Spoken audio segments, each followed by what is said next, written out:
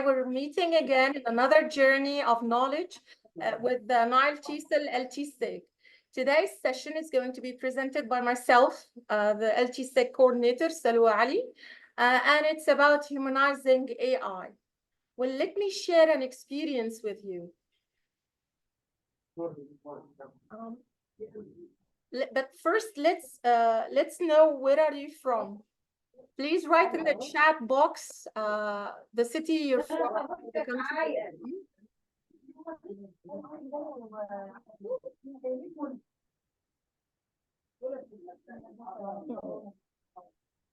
Thank you. Okay, we have Fatma Hafiz from Alexandria. We have Marina Azmi from Giza, Marwa Ramadan from Alexandria, Jana from Sheikh Zayed Giza, Nanis from Giza, Basant from Giza. And Jana from 6th of October City. Nice. Yeah. Sheikh Zayed. Yeah, so Omnia from Sheikh Zayed. We have people from Giza and 6th of October in Sheikh Zayed and Alexandria, of course. Well, thank you for being here. And let's start. Well, in 2022, my vacuum machine broke down. And it was just a few days before, Eid. So it was a disaster. I had to clean the house. So what I had to do is call the maintenance team. But then nobody replied. So I went to the website of that huge company, and I only found a number for the chat using WhatsApp. So I tried to send my problem to using the WhatsApp, but the problem was that it kept sending me to different menus where I have to choose the problem, and from a menu to another list, and from a list to another list, and so on, until at the end it said, sorry, we couldn't help you. I repeated this procedure so many times that I finally was so frustrated, and I said, I've had it. And the problem was that the person whom I thought was replying to me was actually an AI device. So I thought at that time that AI is useless and it's really stupid and I don't wish to use it again. But then recently I found out that it's very helpful, especially for teachers. And it wasn't, the thing I thought that it was really useless and dumb and really not helpful at all. So I thought about what about humanizing AI text, the instructions I give to my students, the kind of chat that they have on electronic devices. So let's hear about the objectives of this session. By the end of the session, participants will be able to recognize reasons why humanizing AI text is important, identify the pros and cons of humanizing AI text, conclude the benefits of humanizing AI text in education, use different humanized AI text websites and apps. And this is actually the juicy part of today's session. And it will be, inshallah,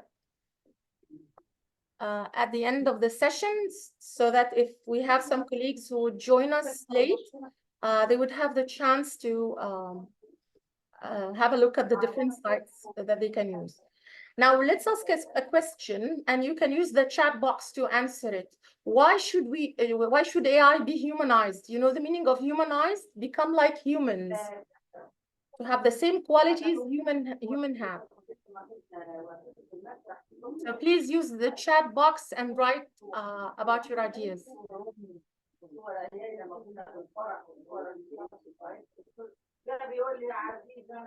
Samia, are you opening your mobile phone? Yes. Or you have guests? Yes. I mean, I devices open, the laptop and the mobile? Yes. No, only the mobile phone. Because somebody is talking. Okay. No. We have Az Arafa here. She wrote for better communication. Thank you. Nihal Al-Attar, to be more realistic. Nice. That's a great, amazing. Do you have any other ideas? Nanis wrote, it makes certain things more easier. Okay. Ayat Mukhtar, to give similar reactions. Marwa Ramadan, to be more natural, to convince people that Excellent. it's real. Excellent. Do you have more answers? Ahmed Isa, for use technology. Ahmed Isa, for use of technology. Okay. Hello, Monsieur Ahmed. Bonsoir. Okay. Marina, because AI controlled by humans. Okay.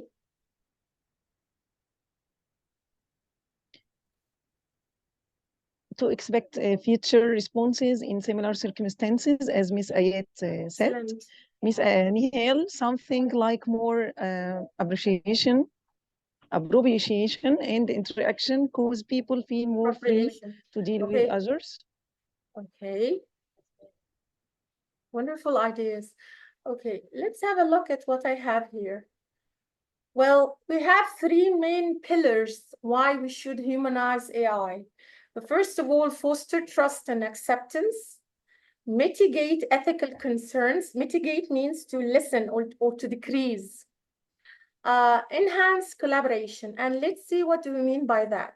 First of all, foster trust and acceptance. This means making AI more relatable and understandable. Relatable meaning more related to human beings. So when you use AI, you feel like you're talking to another human being.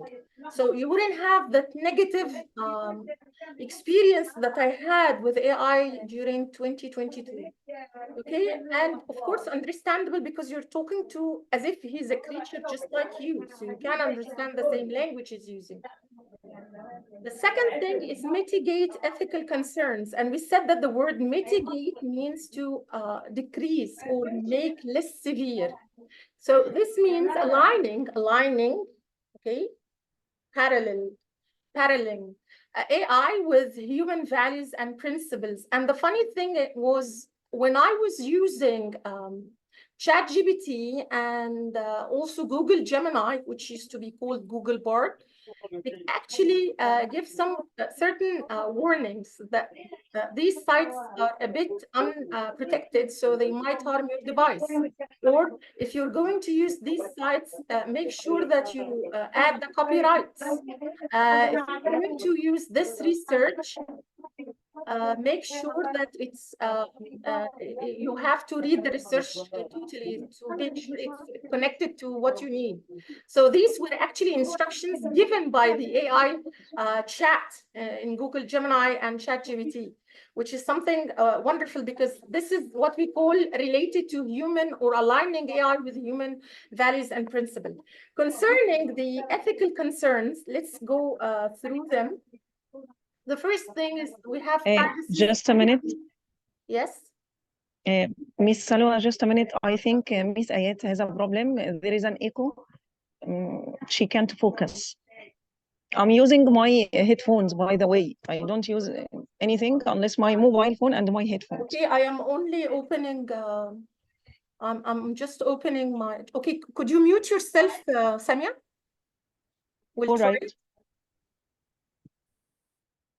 Now, can you hear me clearly? There is no echo right now, right? So just let me. Yeah. So I think the problem was with your device, Samia. Make sure that you're not using the mobile and or the headphones. Perhaps the problem is from there. I don't know why there is an echo. Okay. Privacy, security, and surveillance. Make sure that you warn your students not to write their personal information, like their own email or their home address or their telephone number, because this means that their security online and their privacy might be unprotected.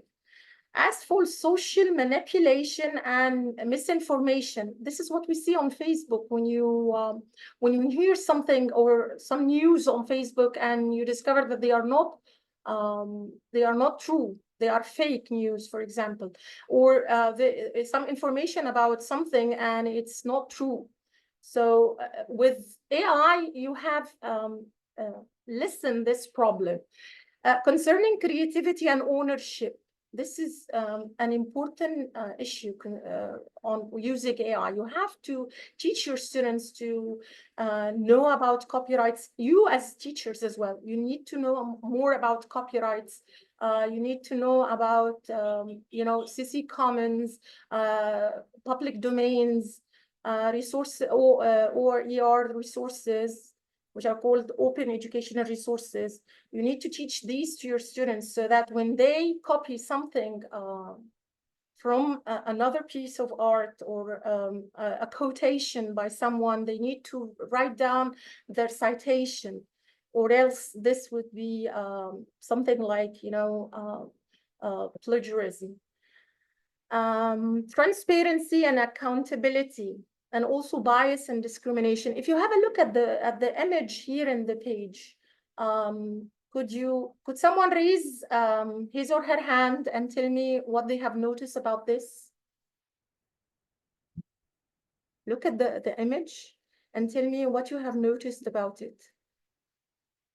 You have, let me make it a bit easier for you. Okay, somebody wrote something. Okay.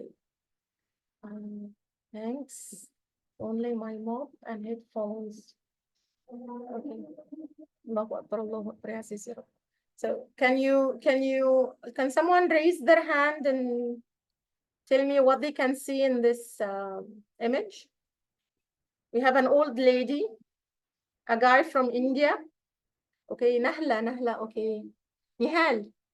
Okay, Nihal, just give me a second. Okay. Please unmute yourself, Nihal. Hello, doctor. How are you? How are you? Okay. Fine. I think it's some sort of highlighting the patent right or something like clarifying. Okay, so we have different people from different ages. Some of them are perfect in shape and body. Others are have, some disabilities. Yeah.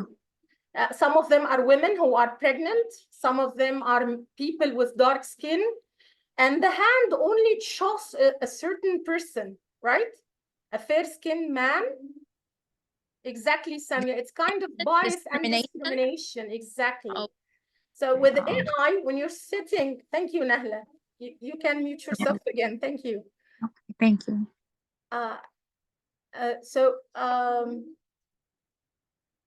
Okay, lower hand. Lower hand. Okay. So when we look at the image, as you can see, as we have discussed, the hand, which is the market for work, only shows a person with fair skin and a good body and actually a male. But with AI, if you're sitting in front of your PC or laptop or mobile phone or tab or whatever it is, the device you're using, the AI actually answers your questions with no bias and no discrimination, because it deals with you just as a human being, not a female or a male, not dark-skinned or fair-skinned, not as an old or young person. It just deals with your own requests and your own needs. So with actually using AI would decrease something like bias and discrimination. Again, of course, we need to remember that AI is fed by, people or technicians or IT engineers who are actually human, and some of them may have bias, may have discriminative ideas, but again, the device you're dealing with has way less ethical concerns than dealing with real life people. The third pillar of why should we humanize AI is enhanced collaboration by facilitating smoother collaboration between humans and AI. As we said before, if you understand the thing that is talking to you or chatting to you, it would be easier to feel related to that thing or person. You would feel like you're talking to another human being, not just talking to a robot or a machine. Now, how can AI be humanized? How do you think it would be humanized? Could you use the chat box to write that? Okay, a person who's very young or active. Okay. It selects the person with something in common. Okay. Okay, could you tell me how do you think AI be humanized? By using avatars, for example. Excellent, Nihal. Excellent. What else, guys? By using emotional language. Okay, thank you, Azza. By adding human voice. Excellent, Marwa. Okay, do you have any more suggestions? Deals with what people need. Excellent, Samia, thank you. By using, okay. Use emotional language. Okay. Very nice. Actually, all your answers are correct. First of all, we have to work on personality. Working on personality means infusing AI with personality traits, like qualities or characteristics like human beings, such as empathy, humor, and curiosity. When you open your Google Gemini, you'll find it telling you, for example, it tells me the moment I opened it, hello, Salwa, how can I help you? When you open ChatGPT, hi, how may I help you? It's like you're talking to a friend or someone